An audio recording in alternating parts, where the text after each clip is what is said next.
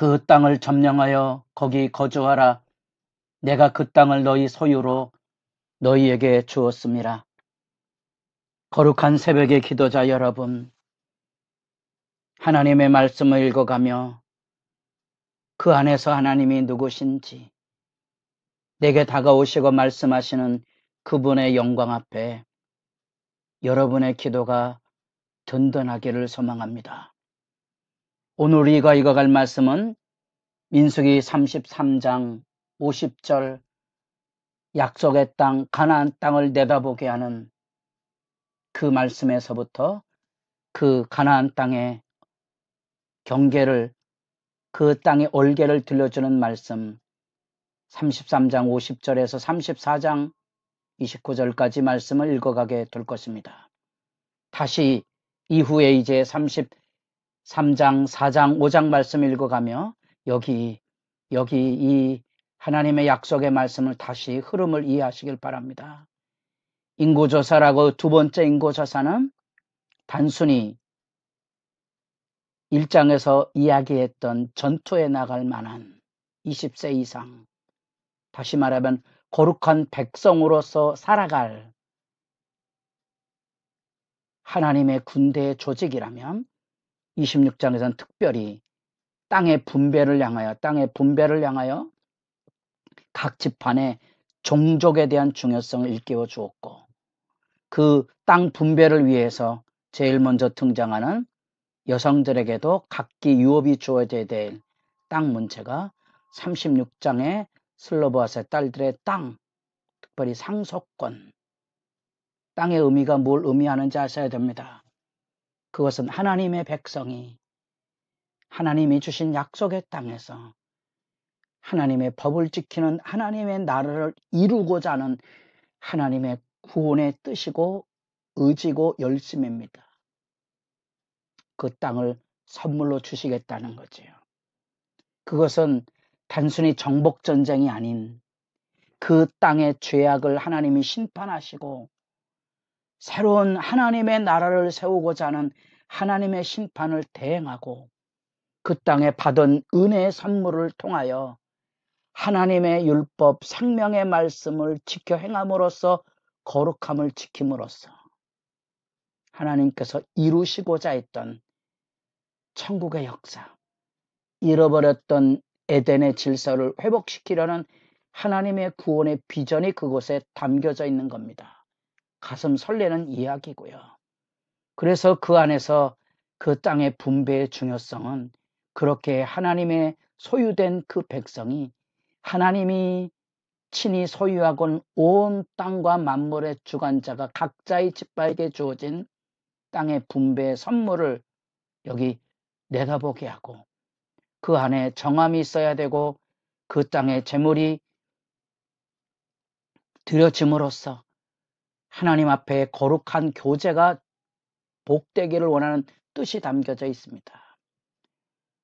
우리가 보기에 34장에 나타난 가나안 땅의 경계를 먼저 사진으로 보아야 여러분들이 말씀을 이해하지 그것을 글로 읽어서는 파악하기가 어렵죠.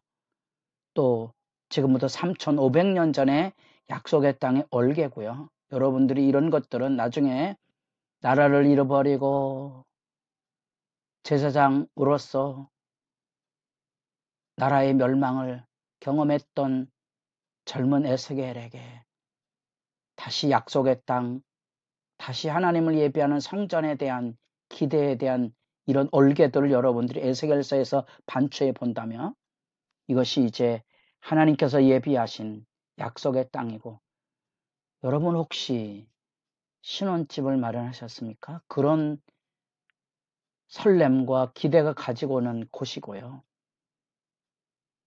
하나님이 주신 땅에 대한 천국에 대한 설계를 우리로 하여금 내다보게 하는 그런 그림입니다.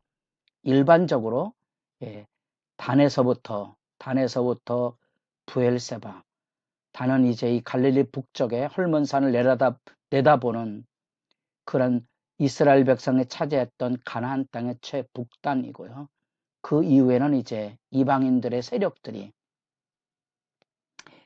수리아를 비롯해서 지금의 이제 레바논 이런 주변의 국가들이 형성이 되어 있는 북방 지역입니다. 그래서 단에서부터 부엘세바는 사람이 생존할 수 있는 최소 강수량이 주어지는 땅이죠. 주로 이 땅을 의미했고요. 더 넓은 이제 하맛옥이 이게 북방으로 올라가는 그 교두보입니다. 하맛옥이부터 애굽 하수, 애굽에 흐르는 강에까지 이런 것들이 이제 성경에서 우리가 보고 있는 약속의 땅에 대한 올개입니다. 그 안에서 우리는 먼저 33장 50절에서 거룩한 전쟁에 대한 지침을 우리가 듣게 됩니다. 그래서 일부러 이렇게 강조하고는 의미를 기억하셔야 됩니다. 정복전쟁이 아닙니다. 하나님 앞에 요즘도 많은 분들이 그릇된 이해를 가지고 마치 정치 안에 하나님의 뜻을 이룬다고 정치적인 힘을 모으는데 교회가 후원해 줄 것을 기대하는데 교회는 후원하는 게 아니고요. 하나님의 백성이면서 이 땅의 대한민국 국민으로서 정당한 선한 참여를 하셔야 됩니다. 그래야 여러분 정치제에 교회가 매몰되지 않습니다. 교회는 정치보다 큰 영역입니다. 교회당 안에는 여야를 막론한 하나님의 뜻을 향한 치열한 거룩성의 전쟁을 가지고 있어야 될 곳입니다.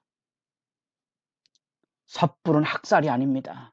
어린아이까지 죽였다고 해서 자유주의가 들어오며 이 구약 성경에서 이 구약 하나님의 말씀이 잘려지는 성경 비평하기 일어나고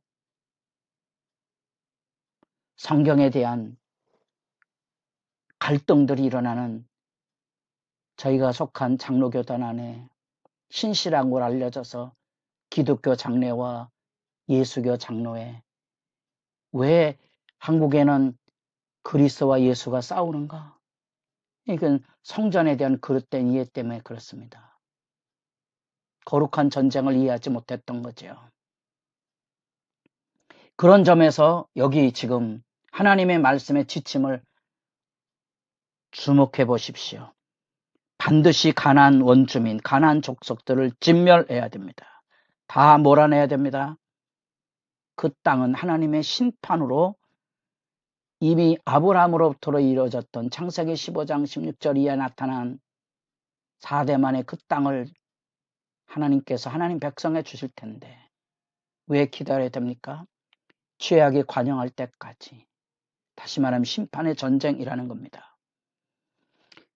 뿐 아니라 새긴 석상과 부어 만든 우상, 그 가나안 지역 안에 만연한 그 지역의 세상의 문화, 우상 숭배, 질투하시는 하나님 십계명에서 말씀하고 있는 그 계명 왜냐고 물으셔야 됩니다. 처절하게 물으셔야 됩니다. 결국은 이 성전을 행하지 못하고 그들이 가나안 족속과 동거하며 바알볼 사건을 민수기 25절에 만난 것처럼 사사시대의 비극을 예견하고 오늘날에도 우리가 세상을 살아가며 이 거룩한 전쟁에 무너지면 교회당 안에 돈을 사랑하는 권력을 사랑하는 세상 풍조가 교회를 무너뜨리는 시대적인 현실을 붙들고 울어야 될 부분이 이 전쟁입니다. 산당을 헐어야 하고 이런 것들이 거룩성의 보전이고 이 거룩성의 보전을 하나님께서 실제적으로 교훈하셨습니다. 그것은 너희에게 올무가 되고 눈의 가시가 되어 옆구리를 찌르게 될 것이라 화근을 만드는 거지요. 유어서 11장 22절 그들에게 이 정복 전쟁 안에 이 서해 쪽의 블레셋 평야에 가드와 가사와 아스돈만 이전 한글판에 약간 남았더라. 약간 그게 이제 가시가 되고 올무가 되는 거죠. 가드 아십니까? 그곳에서 이스라엘 백성들을 위협으로 몰아넣었던 골리앗이 등장하는 거 기억하십니까? 그래서 땅은 개인의 치부의 대상이 아니기에 하나님의 소유고요. 그것은 약속의 선물로 주어지는 하나님의 진실함이기에 하나님의 백성은 그 땅을 자기 땅이 아닌 각 지파의 선물로 주셨기에 이제 이후에 레위인들에게 그 땅을 불화해 주어서 그들과 더불어 봉사와 섬김을 가져야 하고 인구수의 많고 적음에 따라 적절한 질서와 더불어 그 땅을 나누는 지도자들을 세워서 이 지도자를 세우는 이 장면대로 우리가 민수기 1장에서 초반에 질서를 세우고 13장에 정탐꾼을 세우고 여기 또다시 다양하게 하나님의 뜻을 이루기 위한 지도자들이 세워지는 모습을 보게 됩니다. 여러분, 이 약속의 땅의 진멸이라는 것을 무자비하다고 생각하지 마십시오. 마지막 때 심판이 일어나면 악을 도말하는 하나님의 심판 앞에는 무자비란 말이 통하지 않습니다. 악의 대가를 치를 뿐이죠. 그 어미함을 결코 잊지 마셔야 됩니다. 그래서 세상과 구별된 거룩한 전쟁의 의미를 여기 하나님의 나라의 현실과 현장으로서 그 땅을 지켜보고 그 땅에서 뭘 해야 되는지에 대한 거룩한 전쟁의 지침에 그런 소중함을 우리가 잊지 말아야 되고 오늘날 우리들도 교회 안에 세상의 풍조와 세상의 정신이 뛰어들어오지 않도록 진정한 섬김과 진정한 봉사 일꾼들이 등불을 들고 믿음의 기치를 세워서 거룩한 역사를 이루어가야 합니다. 그것이 우리의 거룩한 전쟁입니다. 그 사역을 위해서 일꾼이 세워집니다. 매번 다양하게 주님의 일꾼들의 소중함을 다시 내다보며 이 거룩함을 지켜가고 있는지를 기도하시기 바랍니다.